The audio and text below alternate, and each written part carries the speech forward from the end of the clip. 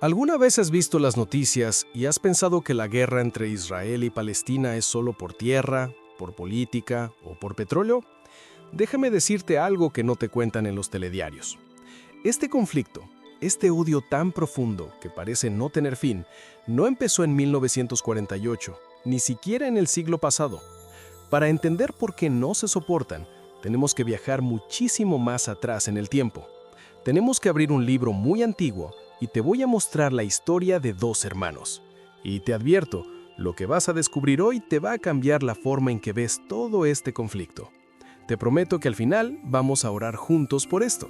Pero primero, quédate, porque esto se pone increíble. Mira, vivimos en un mundo donde todo es tan rápido. Pasamos de un video a otro, de una noticia a otra, y cuando vemos en la televisión los edificios caídos o a la gente llorando en la calle en un lugar tan lejano, es fácil desconectarse, ¿verdad? Decimos, ¡qué terrible!, y pasamos la página. Pero, ¿y si te dijera que esa tierra por la que pelean es la misma tierra por la que caminaron Abraham, Isaac y Jacob? ¿La misma tierra donde David le ganó a Goliat?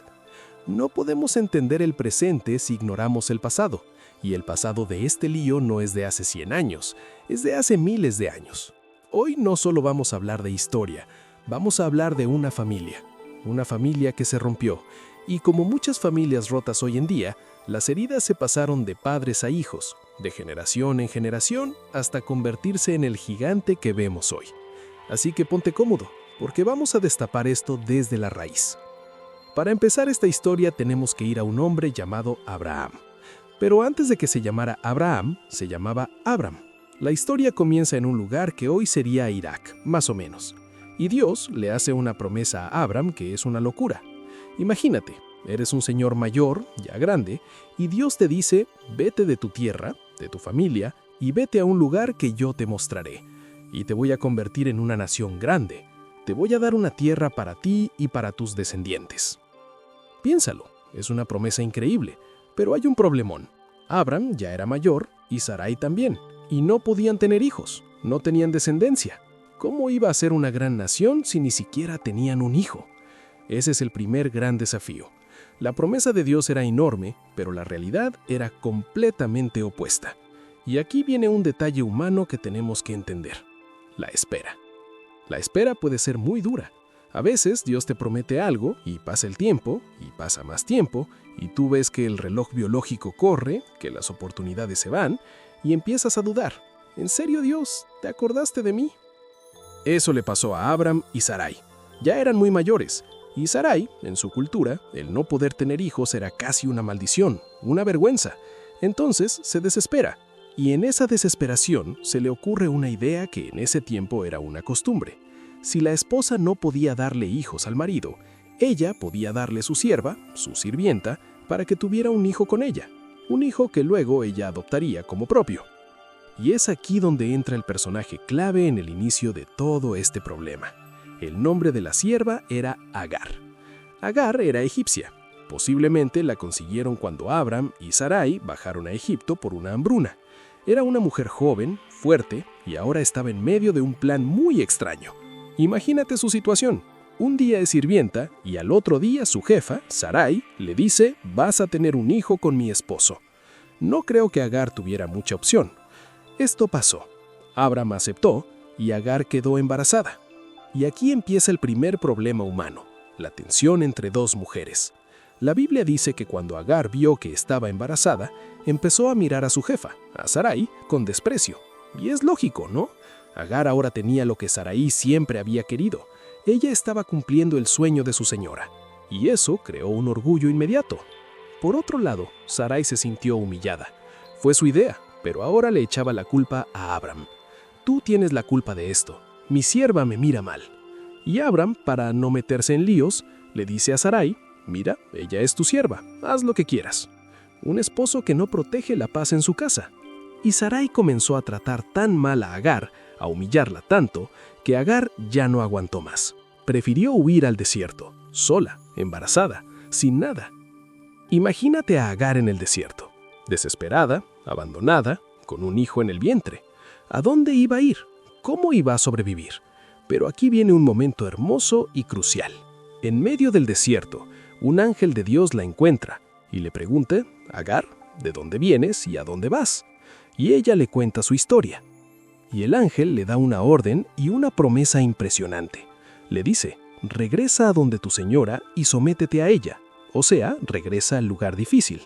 Y luego le dice: multiplicaré tanto tu descendencia que no se podrá contar. Y luego le da el nombre del niño que va a nacer. Le pondrás por nombre Ismael, porque Dios ha oído tu aflicción. El nombre Ismael significa Dios oye. Y el ángel describe cómo será ese hijo. Será un hombre salvaje. Su mano estará contra todos y la mano de todos contra él. Y delante de todos sus hermanos vivirá. ¿Te suena familiar esa descripción? ¿Su mano contra todos y la mano de todos contra él? Esa es la semilla del conflicto que estamos viendo hoy. Agar regresó y nació Ismael, el primer hijo de Abraham. Pero entonces surge la pregunta: si ya nació Ismael, ese es el hijo de la promesa, ¿no? Ya está, problema resuelto. Dios le prometió una nación a Abraham y ya tiene un hijo. Pero no. Cuando Abraham tiene 99 años, Dios se le aparece de nuevo y le dice: yo soy el Dios Todopoderoso. Anda delante de mí y sé perfecto, y estableceré mi pacto contigo, y te multiplicaré en gran manera. Y le cambia el nombre de Abram, que significa Padre enaltecido, a Abraham, que significa Padre de una multitud. Y Abraham le dice a Dios: ojalá Ismael viva delante de ti. Es como si Abraham dijera: Dios, ya tengo Ismael, con él está bien, cúmplele la promesa a él. Pero Dios le responde algo que lo cambia todo. No, en verdad Sara, tu esposa, te dará un hijo y le pondrás por nombre Isaac, y estableceré mi pacto con él, como pacto perpetuo para sus descendientes. Y en cuanto a Ismael, también te he oído. He aquí que le bendeciré, y lo haré fértil, y lo multiplicaré en gran manera. 12 príncipes engendrará, y haré de él una gran nación.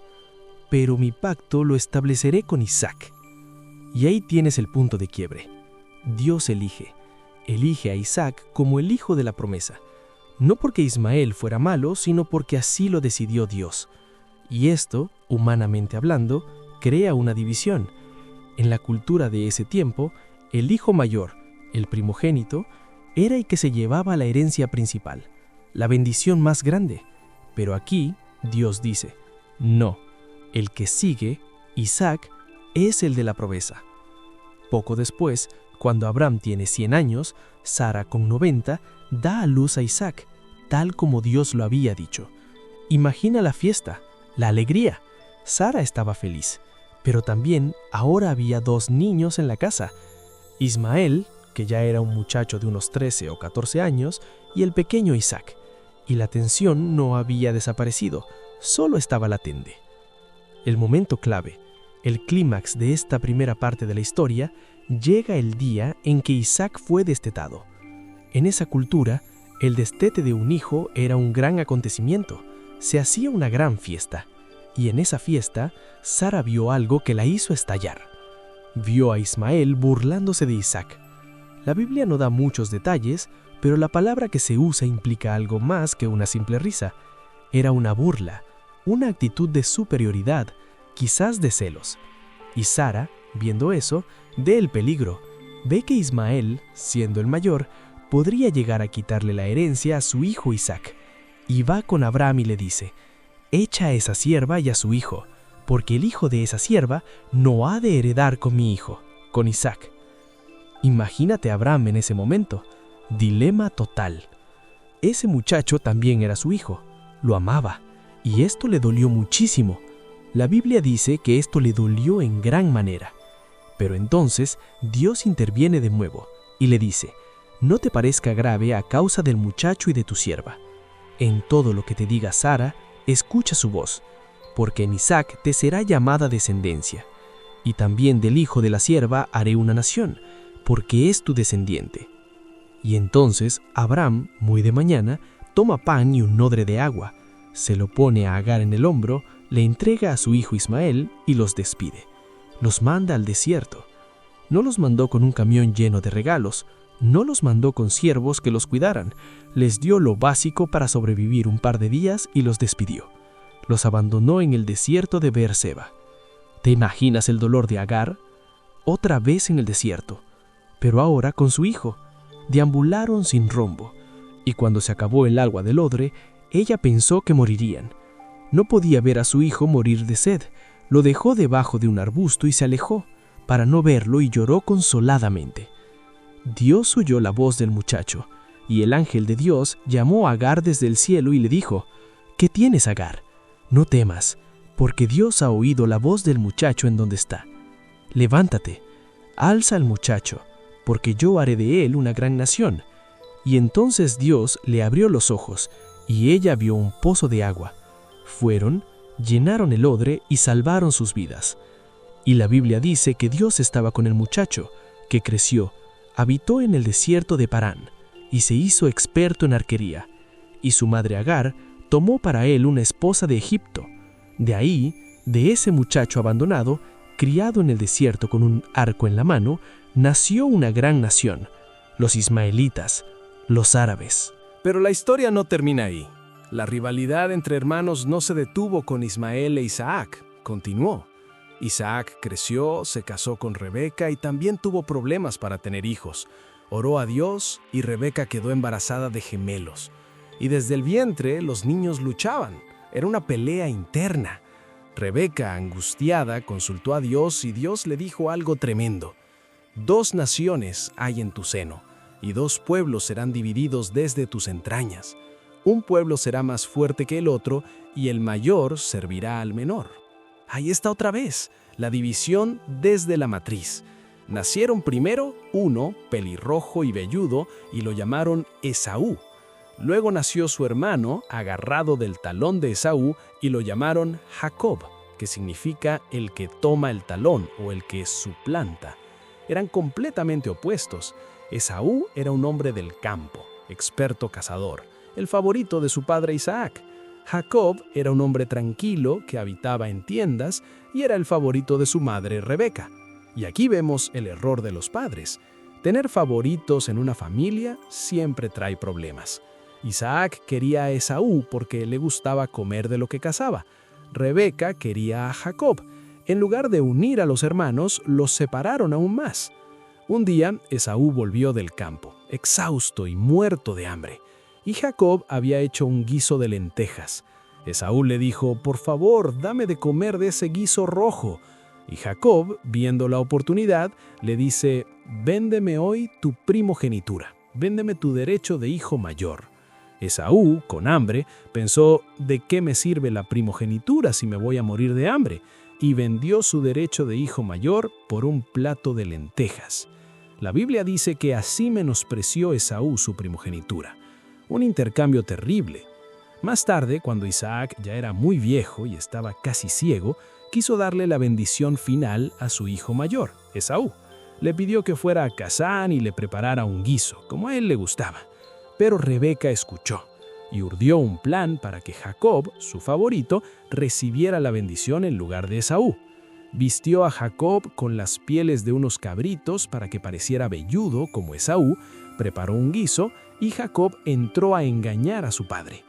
Isaac, confundido por la voz, pero convencido por el tacto de las pieles y el olor del campo, comió y bendijo a Jacob.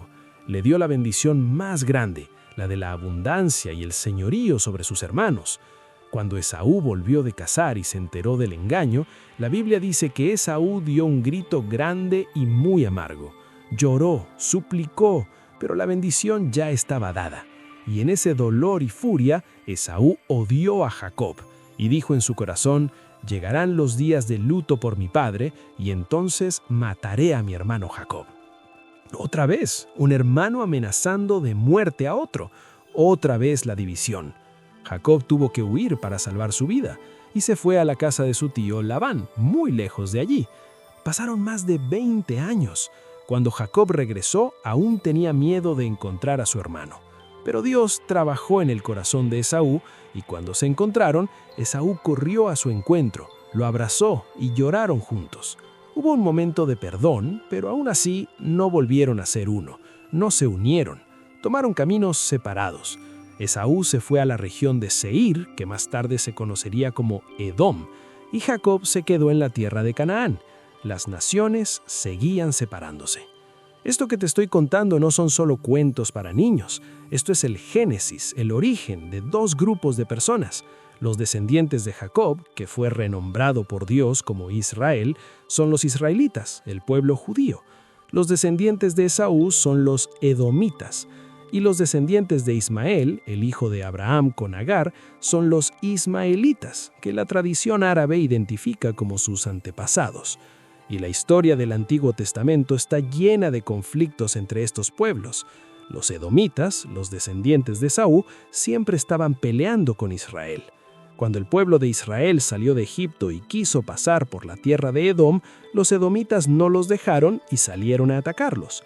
Siglos después, cuando los babilonios atacaron Jerusalén, los edomitas se alegraron y ayudaron a saquear la ciudad. Por eso el profeta Obadías, en un libro completo de la Biblia, profetiza el juicio contra Edom por su violencia contra su hermano Jacob.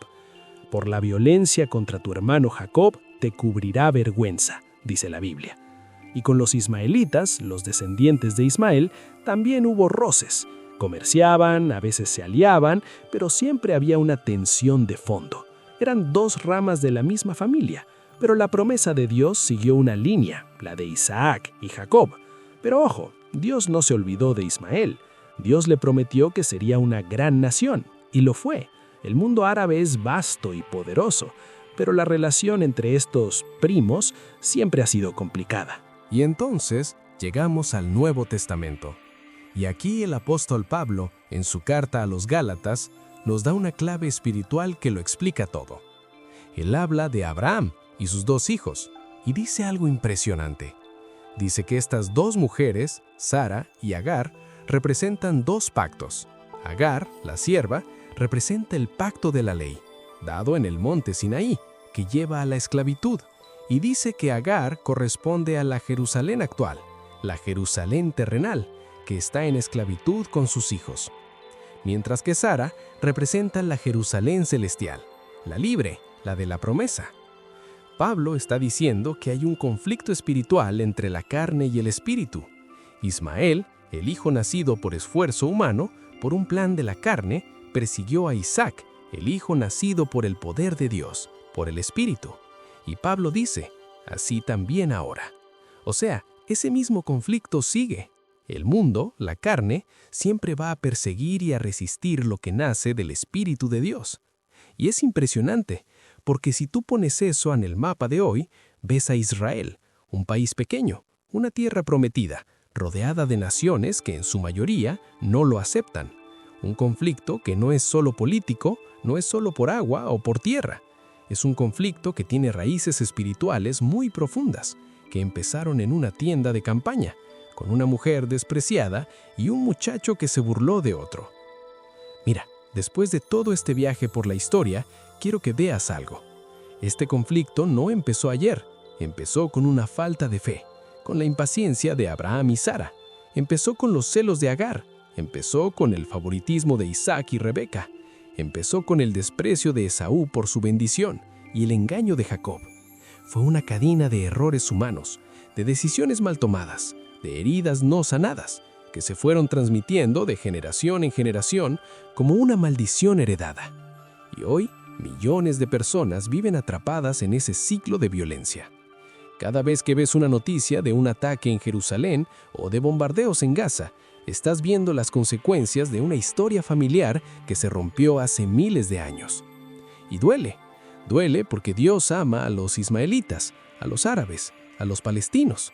Y Dios ama a los israelitas, a los judíos, y su corazón se rompe al ver a sus hijos peleando.